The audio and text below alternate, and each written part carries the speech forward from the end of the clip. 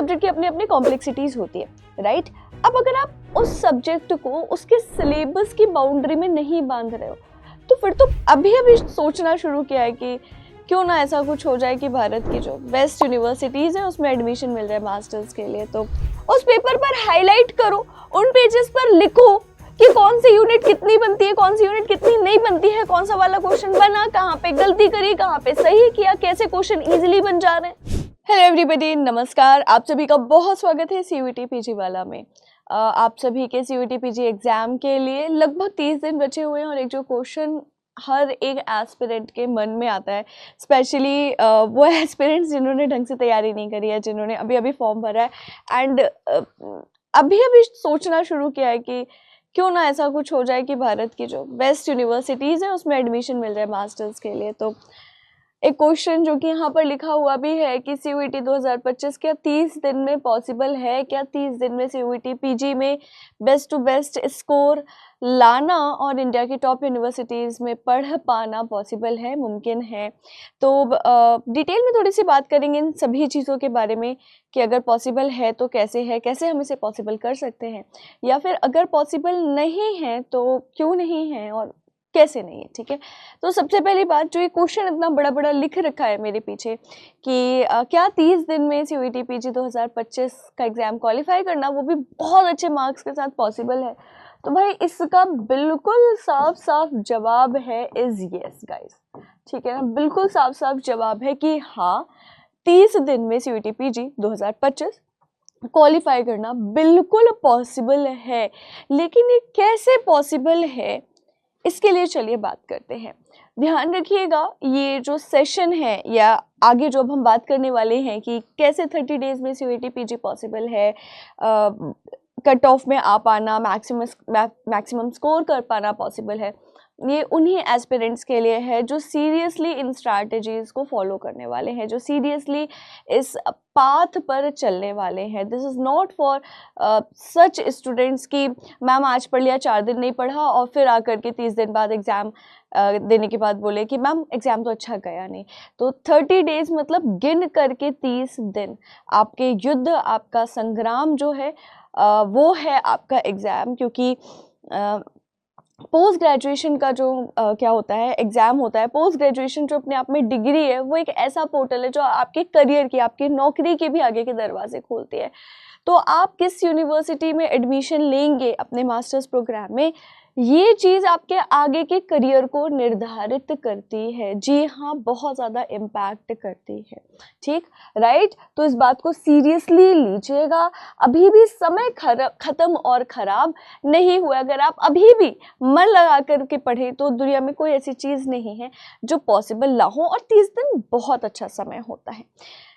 सबसे पहली चीज़ कि जब 30 दिन की बात हो रही है तो गिन करके उंगलियों पर 30 दिन। अब ऐसा नहीं कि मैम एक दिन यहाँ निकालिए, एक दिन वहाँ निकालिए, एक दिन महाशिवरात्रि है, एक दिन ये प्रोग्राम है, एक दिन वैलेंटाइंस डे है ना। 30 दिन मतलब 30 दिन होने चाहिए, गिन करके 30 दिन, और आपकी मेहनत कंसिस्टेंट होनी चाहिए। चलिए शुरू करते हैं कि सबसे पहले क्या करना होगा, राइट। तो वैसे मैंने हिंट आपको दे ही दिया है कि आपने क्या करना है, लेकिन फिर भी देख लीजिए कि understand the exam syllabus and pattern. हर एक टीचर यही कहता है, यार एग्जाम पैटर्न समझो, सिलेबस समझो, ये कर लो, वो कर लो।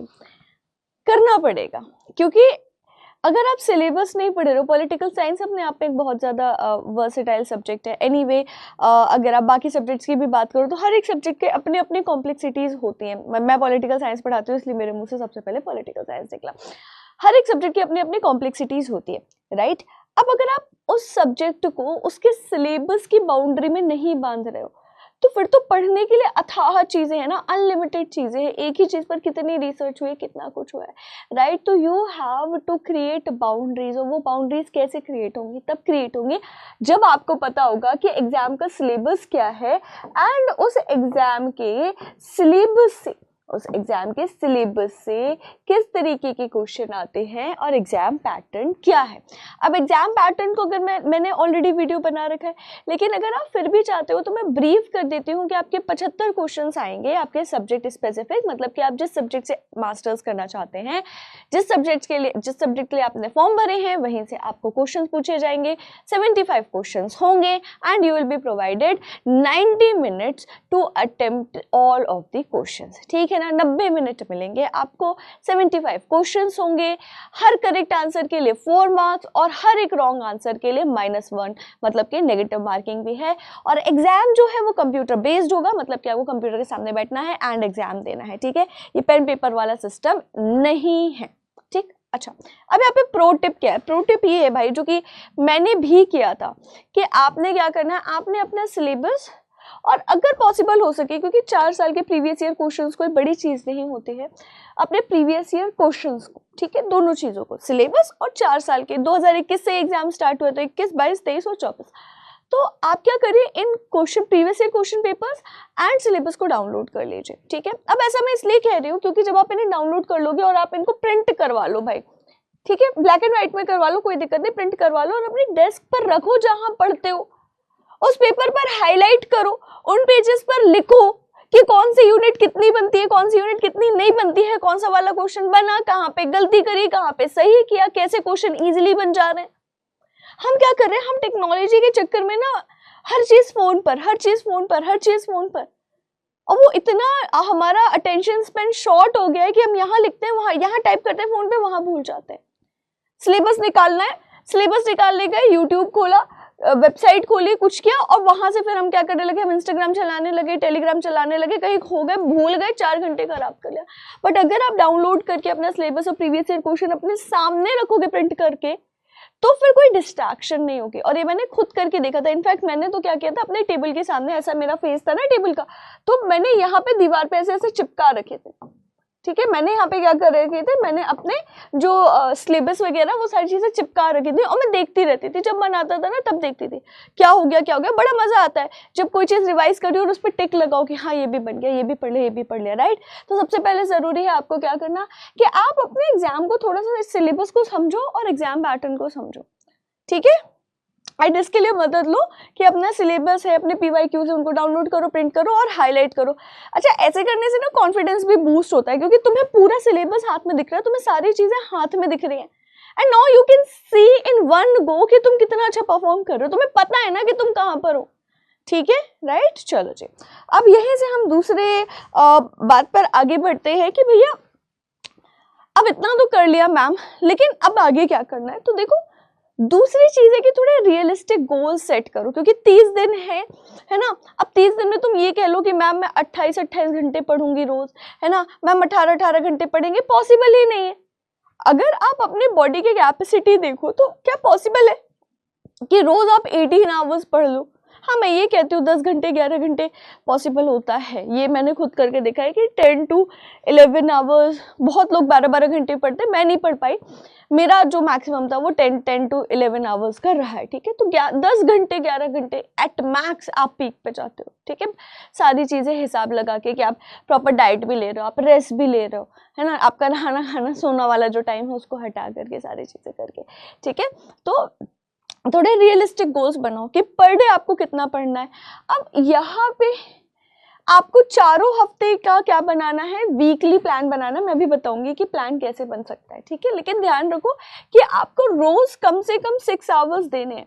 6 to 7 आवर्स मैं कह रही हूँ, ये घूम फिर करके कम हो जाता है और वो 5 to 6 आवर्स हो जाता है। ठीक है, राइट, एवरेज पे अगर आप आओगे तो 5 to 6 आवर्स हो जाता है, बट कोशिश करो मेक इट 6 to 7 आवर्स, और वो बहुत प्रोडक्टिव हो। ऐसा ना हो कि फोन चला रहे हैं, कॉन्शियसली स्टडी नहीं कर रहे हो आप, अटेंटिवली स्टडी नहीं कर रहे हो, नहीं, अटेंटिव स्टडी जो है उसकी बात करें, फोकस्ड स्टडी आपकी 6 to 7 आवर्स की होनी चाहिए, क्योंकि 30 डेज है ना, राइट। अब अगर आप 30 को 7 से या 30 को 6 से क्या कर दोगे, मल्टीप्लाई कर दोगे, तो कितने ही घंटे बचे हैं आपके पास, बताओ, है ना, कितने ही घंटे बचे हैं आपके पास पढ़ने के लिए। ठीक है, चलो, इसके अलावा दूसरी चीज है कि जो भी पढ़ो उसका क्या करना है, ट्रैक रखना। अब आगे बात करते हैं कि मैम कैसे रियलिस्टिक गोल्स हम सेट कर सकते हैं और उसका ट्रैक कैसे रख सकते हैं। ठीक है, चलिए जी। तो अब आपने क्या करना है, आपने एक स्टडी प्लान बना लेना है। सारी चीजें करने में आपको 1-1.5 दिन लगेगा, बस समय निकाल लो आराम से और बना लो, प्लान बना लो, सिलेबस डाउनलोड कर लो, प्रिंट कर लो, अपने आप को तैयार कर लो युद्ध के लिए, क्योंकि ये युद्ध ही है करियर का। ठीक है, अच्छा जी। आपने क्या करना है, आपने एक पर्सनलाइज्ड टाइम टेबल बनाना। पर्सनलाइज्ड टाइम टेबल का क्या मतलब होता है, पहले ये थोड़ा सा समझ लीजिए। क्या बात है कि ऐसे बहुत सारे मतलब अगर आप मेरे टाइम टेबल वाले वीडियोस देखेंगे, जहां भी देखेंगे, जिस भी एग्जाम के लिए, जिस भी प्लेटफॉर्म के लिए, मैंने हमेशा एक चीज कही, आपको मेरी सारी स्ट्रैटेजीज में एक चीज कांस्टेंट दिखेगी, इस कि आपकी पढ़ाई, आपका तरीका और आपका टाइम टेबल आपका अपना है। आप कहीं से इंस्पिरेशन ले सकते हो, आप किसी को कॉपी नहीं कर सकते और कोई आपको कॉपी नहीं कर सकता। ठीक है, क्योंकि हर एक इंसान अपने आप में यूनिक है। तो मैं आपको ऐसे नहीं कहूंगी कि आप ऐसा ही टाइम टेबल बनाओ, ऐसे ही पढ़ो और ऐसा ही करो, इतने बजे ही उठो। But all I can do is कि आई कैन टेल यू कि कितना पढ़ना चाहिए, लगभग किस हिसाब से पढ़ना चाहिए, किस तरीके से चीजों को सिस्टमेटाइज करना चाहिए। ठीक है, अच्छा। अब थोड़ा सा और इसी पॉइंट पर, इसी मुद्दे पर आ जाते हैं कि क्रिएट पर्सनलाइज्ड स्टडी प्लान का क्या मतलब है। इसका ये मतलब है, आप में से बहुत सारी ऑडियंस ऐसी होगी जो कि नाइट आउल होगी, है ना, जिसको रात में पढ़ने में बड़ा बढ़िया आउटपुट आता है। मतलब रात में मैम मन लगता है, 12-1 बजे, 2 बजे, 3 बजे तक हम पढ़ लेते हैं, बहुत अच्छा पढ़ते हैं, वो दिमाग में रहता है। बहुत सारे ऐसे लोग होंगे। काफी सारे लोग ऐसे होंगे जिनको थोड़ा सुबह उठ करके मन लगता है ना, कि मैम 5 बजे उठ गए, 4:30 बजे उठ गए और फिर पढ़ लिया 8 बजे तक, 9 बजे तक, जो भी अपना ब्रेकफास्ट के टाइम तक, और उसके बाद फिर मतलब वैसी फिर रूटीन चलती है, तो वो बढ़िया पढ़ाई होती है। ठीक, इसके अलावा ऐसे भी लोग होंगे जो बीच के कहीं के होंगे, जिनको 7-8 बजे जिनकी नींद खुलती है और जो 12-12 बजे तक दोपहर में रात में सो हो जाते, 12-1 बजे तक सो जाते, 2 बजे तक। ठीक, तो अब डिफरेंट टाइप के लोगों के लिए सेम टाइम टेबल तो हम नहीं क्या कर सकते हैं, कॉपी पेस्ट कर सकते हैं। आपकी अपनी जो रूटीन है, आपका अपना जो कॉलेज का टाइम है, अगर आप अगर आप जॉब परस्यू कर रहे हो तो देखो आपका अलग लाइफस्टाइल होगा, आपका अपने ऑफिस का टाइम होगा, सारी चीज़ें होंगी। अगर आप कॉलेज में हो तो आपका अपना लाइफस्टाइल होगा। अगर आप अगर आप एक हाउस वाइफ हैं, या फिर मैं कह लूँ अगर आप मैरिड भी हैं, ठीक है, मेल हो या फीमेल हो, अगर आप मैरिड हैं, राइट, तो फिर आपकी अपनी रूटीन है। फिर अगर आप मैरिड और आपकी जॉब है तो फिर आपकी अपनी रूटीन है। तो यहाँ पे बहुत सारे कॉम्बिनेशंस लग रहे हैं। आपको अपने टाइम टेबल के हिसाब से, अपने दिनचर्या के हिसाब से 6 से 7 घंटे निकालना है। आपके ऊपर है कि आप सुबह 6 घंटे निकाल के रात को 1 घंटे निकाल रहे हो। आपके ऊपर है आप दिन में 6 घंटे निकाल रहे हो। आपके ऊपर है आप रात में 7 घंटे निकाल रहे हो। This is all up to you. आप 3-3 घंटे के हिस्से में निकाल रहे हो समय, this is all up to you. ठीक है, कि आप कैसे ये समय निकाल रहे हो, ये आपके ऊपर है, राइट। ठीक, लेकिन समय निकालना है इस पूरे रूटीन में से, 6 to 7 आवर्स का, राइट। ठीक, जो जॉब कर रहे हैं भाई उनके लिए मैं कह सकती हूँ let's make it two 4 to 5 hours. But 30 days की बात है यार, 1 घंटे थोड़ी नींद और 1 घंटे थोड़ा इधर उधर कॉम्प्रोमाइज करके we can make it 5 hours. Okay, ठीक है। तो ये मतलब है पर्सनलाइज्ड स्टडी प्लान का, कि आपको 6 to 7 आवर्स जो है वो कैसे निकालने, अपने हिसाब से निकाल लें। ठीक है, इसमें मैं आपको सिर्फ बता सकती हूँ कि ऐसे कर लीजिए। आप अपना जीवन ज्यादा बेहतर समझते हैं, आप अपने हिसाब से समय निकालेंगे। नाउ अब आपको उनमें करना क्या है ना। अब उनमें हम 6 से 7 घंटे में हमको करना क्या है, अब आप ये जानो। उन 6 से 7 घंटों को आप बांटोगे वीक वाइज, है ना, क्योंकि अभी से 1 महीना है, 30 दिन है, मतलब 4 हफ्ते हैं तुम्हारे पास, राइट। उसको भी और ज्यादा क्या करोगे, थोड़ा सा माइक्रो मैनेज करने की कोशिश करोगे। वीक 1 का प्लान अलग, वीक 2 का अलग, वीक 3 का अलग एंड वीक 4 का अलग। ठीक है, वीक 1 में क्या करोगे, पहले हफ्ते में क्या करोगे, आपको अपने कॉन्सेप्ट्स को रिवाइज करना है। मतलब कि जो सिलेबस है उसमें देखो कि क्या क्या टॉपिक्स हैं, क्या क्या यूनिट्स हैं, क्या क्या बातें हैं, और उन सभी चीज़ों को क्या कर लीजिए, उन सभी चीज़ों को रिवाइज कर लीजिए फटाफट से 1 वीक में।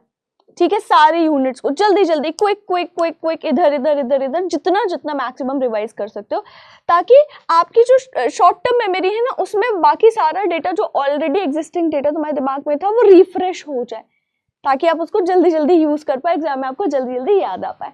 एंड विद दैट आपको MCQs एंड PYQs भी प्रैक्टिस करते रहना है। तो घंटे, 1.5 घंटे, 2 घंटे का समय निकाल लीजिए साथ में एंड क्या करते रहिए, एंड PYQs एंड MCQs भी प्रैक्टिस करते रहिए, ठीक है।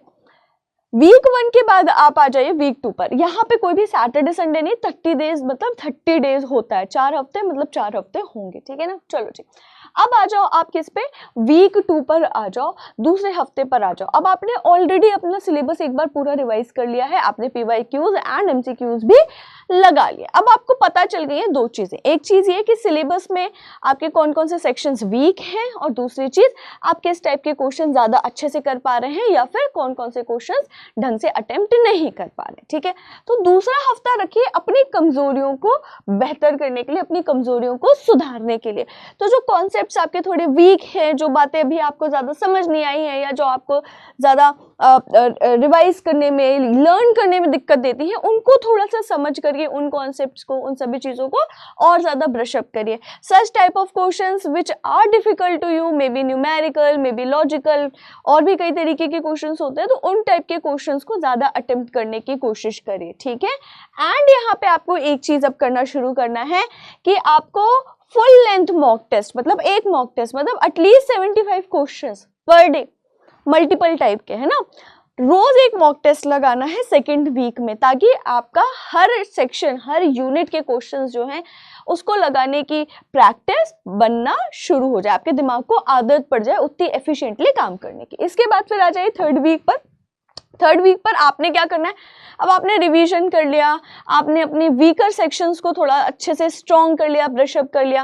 अब दिक्कत कहाँ पर आ रही है, क्योंकि माइनस मार्किंग वाला पेपर है, यहाँ पे आपकी स्पीड एंड आपकी एक्यूरेसी मैटर करेगी, राइट, कि आप कितनी तेजी से क्वेश्चन लगा रहे हो, कि 90 मिनट्स में आप 75 क्वेश्चंस कर लो, एंड आपकी एक्यूरेसी की ज्यादा से ज्यादा जितने भी क्वेश्चंस लगा रहे हो वो सही ही हो, ठीक है। तो थर्ड वीक रखो आप अपनी एक्यूरेसी एंड स्पीड को बेहतर करने में, मैक्सिमम एक्यूरेसी देने की कोशिश करो, कि अगर 5 क्वेश्चन लगा रहे हो तो try to attempt all the 5 questions and that too with 100% accuracy, ताकि माइनस मार्किंग ना हो, ठीक है। एंड यहाँ पे आपने क्या करना है, एंड यहाँ पे भी आपको फुल लेंथ मॉक टेस्ट लगाना है। अगर हो सके तो एक दिन में 2 से 3 फुल लेंथ मॉक टेस्ट लगाने लगो, ठीक है, राइट। हो सके जितना ज्यादा 2 से 3 फुल लेंथ मॉक टेस्ट लगाओ, और रात के समय घंटे भर रखो उन मॉक टेस्ट के रिजल्ट को एनालाइज करने में, कि कहाँ गलती करी, अब कल कहाँ गलती नहीं करनी है, और कहाँ कहाँ चीजें सुधारनी है, ठीक है। थर्ड वीक के बाद आ जाओ भैया आप फोर्थ वीक पर एक बार और, क्योंकि अब आपने इतनी सारी चीजें सीख ली हैं, अपने आप को थोड़ा और बढ़िया कर लिया है, एक फाइनल रिवीजन पूरे सिलेबस का, एंड आपने मॉक टेस्ट PYQs वगैरह लगाते रहना है, ठीक है। अपने आप को थोड़ा सा काम रखना है, चिल रखना है, क्योंकि आपको पता है कि अब तो आप ऑलरेडी ये सारी चीजें पढ़ चुके हैं, ठीक है। तो ये है आपके 4 वीक्स का प्लान गाइस। नेक्स्ट बात जो कि बार बार हर कोई कहता है, और हर कोई इस चीज से पीछे हो जाता है, गड़बड़ा देता है इस चीज को, इस टाइम मैनेजमेंट।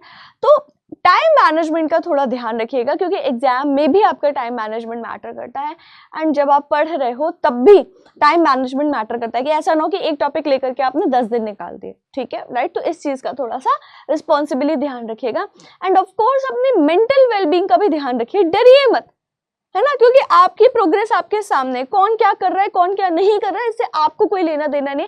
आपको सिर्फ अपनी जिस यूनिवर्सिटी में आपको पढ़ना है, सपोज आपको JNU पढ़ना है, आपको DU पढ़ना है, आपको BHU पढ़ना है, आपको जहां भी पढ़ना है, उस यूनिवर्सिटी के डिपार्टमेंट में एक सीट चाहिए, आपको एक ही सीट चाहिए ना, राइट। वो एक सीट इंश्योर करो, बस आपको उस एक सीट से मतलब होना चाहिए कि वो एक सीट आपकी हो। अब बाकी किसको कितनी सीट मिल रही, कहाँ मिल रही, कौन कितना पढ़ रहा, नहीं पढ़ रहा, कौन मेरे से आगे, कौन मेरे से पीछे, doesn't matter. It shouldn't bother you. It must not bother you at this point of time. ठीक है, right? तो आप बस अपनी एक सीट पे क्या करिए, ध्यान रखिए, फोकस रखिए, अपने मेंटल वेलबींग का ध्यान रखिए, आप अच्छा करेंगे, खुद पे विश्वास रखिए थोड़ा सा, ठीक है। इसके बाद फिर नेक्स्ट चीज है भैया कि कंसिस्टेंट रहिए, कोई संडे मंडे छुट्टी वुट्टी मत बनाइए, वैलेंटाइंस डे, ये वाला डे, वो वाला डे, अभी ऐसा अभी वैसा, क्योंकि ये 30 दिन आगे जाकर के आपके आगे की डेस्टिनी को बिल्ड करने वाले हैं, ठीक है, राइट। यहाँ पे एक प्रो टिप है कि भैया हो सके तो सोशल मीडिया बिल्कुल बंद कर दो, बंद कर दो, इंस्टाग्राम, टेलीग्राम, व्हाट्सएप, ये वो 30 दिन के लिए गायब हो जाओ सोशल मीडिया से बिल्कुल, है ना, और थोड़ा पढ़ लो, क्योंकि ये समय वापस नहीं आएगा। और मैं बार बार ऐसा इसलिए कह रही हूँ क्योंकि आप कहाँ से मास्टर्स करते हो ना, उस चीज़ का इम्पैक्ट आपके करियर पे बहुत ज़्यादा पड़ता है। और उसका एक बहुत बड़ा एग्जाम्पल मैं खुद हूँ, बहुत बड़ा एग्जाम्पल। बहुत सारे इंटरव्यूज दिए, बहुत सारी जगह अलग अलग फोरम्स पे गए, कई सारी चीज़ें, और वहाँ पे एक चीज़ जो कंसिस्टेंट रही है which helped me to move further was कि मेरा मास्टर्स जो है या मेरी जो एजुकेशन है वो बनारस हिंदू यूनिवर्सिटी से हुई थी। एंड यस, आप इसे अच्छा मानो, आप इस बात को अच्छा बोलो, आप इस बात को बुरा बोलो, लेकिन हर कोई इंडिया के टॉप यूनिवर्सिटीज का नाम सुनकर के बायस्ड हो जाता है और आपको एडवांटेज मिलता है फिर आप उन यूनिवर्सिटीज से अगर पढ़ते हो तो, ठीक है। तो उस एडवांटेज को फायदा, उस एडवांटेज को प्राप्त करने के लिए, उस एडवांटेज को ग्रैब करने के लिए थोड़ी सी 30 डेज की मेहनत लग भी रही है तो कोई बुरी बात नहीं है। इस चीज का फल जो है आपको जिंदगी भर मिलने वाला है, ठीक है। चलिए, and last but not the least, सबसे इंपॉर्टेंट प्रो टिप जो कि मैं हमेशा अपने स्टूडेंट्स को देती हूँ, CBT एग्जाम अटेम्प्ट करने वाले लोग, कंप्यूटर बेस्ड एग्जाम अटेम्प्ट करने वाले लोग, मिस मत करना इस चीज को बिल्कुल भी, कतई, है ना। अगर तुमने मिस कर दिया तो जरूर एग्जाम में गड़बड़ करोगे। हम क्या करते हैं, हम पेन पेपर कॉपी पे क्वेश्चन पेपर लगा रहे हैं, मॉक लगा रहे हैं। भाई एग्जाम में तो तुम्हें कंप्यूटर पे पेपर करना है सॉल्व, है ना। और जब आप 1-1 घंटे, 1.5 घंटे इतने डर वाले माहौल में, एग्जाम के एंजाइटी वाले माहौल में आप कंप्यूटर पर निहारते हो ना, इतनी तेज ब्राइटनेस होती है, आप उसको कम भी नहीं कर सकते।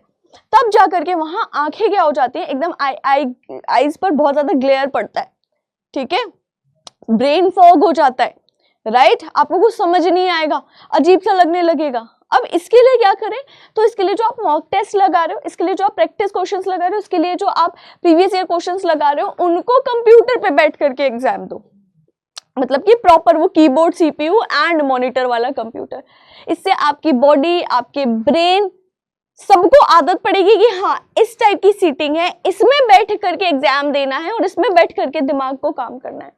अपने दिमाग को कंफर्टेबल बनाओ उस सेटिंग के लिए, क्योंकि अचानक से जाओगे और एग्जाम दोगे तो ब्रेन भी कंफ्यूज होता है कि अरे वहां तो अभी पेन पकड़ के क्वेश्चन लगा रहे थे, अभी हम माउस पकड़ा हुआ है, ठीक है, राइट। तो ये चीज करके देखना, आपका अपने आप कॉन्फिडेंस जो है और ज्यादा मल्टीपल टाइम्स क्या हो जाएगा, इंक्रीज हो जाएगा। तो that is it from my side guys.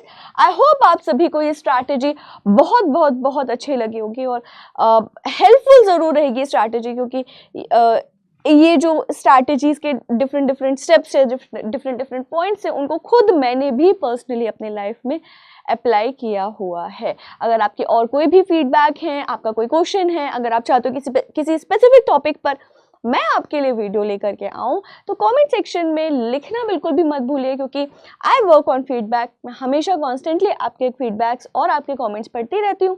बिल्कुल, आप अगर रिक्वेस्ट करेंगे, आप बताएंगे कि मैम इस टॉपिक पर वीडियो लेकर के आइए, हम बिल्कुल उस टॉपिक के अराउंड जो वीडियो है वो आपके लिए लेकर के आएंगे। ऐसे ही जुड़े रहिए CUET PG वाला से फॉर मोर सच स्ट्रैटेजी वाले वीडियोस एंड एकेडमिक वीडियोस। नाम मेरा संस्कृति जैन अग्रवाल है और मैं आप सभी को CUET PG एग्जामिनेशन के लिए पॉलिटिकल साइंस या फिर राजनीति विज्ञान, जिसका कि कोड HUQP 18 है, वो पढ़ाती हूँ। क्लास मेरी शाम को मंडे टू फ्राइडे शाम 6 बजे होती है। तो all the very very best to all of you and thank you so much for watching everyone.